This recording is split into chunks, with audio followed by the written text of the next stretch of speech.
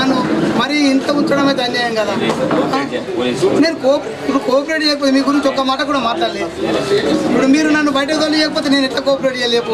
ఇప్పుడు నా హక్కును కాలు రాస్తున్నాయి కదా.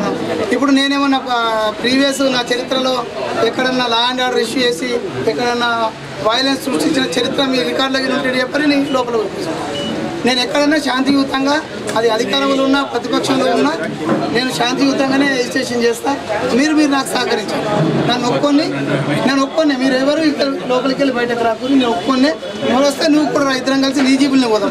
ఆటకు దొరకపోయి మళ్ళీ ఇటు దొరకరా. లా అండ్ ఆర్డర్ ఇష్యూ రావద్దంటే మీరు నాతో నన్ను ఒప్పుకొని వాళ్ళకి అప్ప చెప్పిరా దాన్ని ఏమైనా లా అండ్ ఆర్డర్ ఇష్యూ అయితే అరెస్ట్ చేసుకో.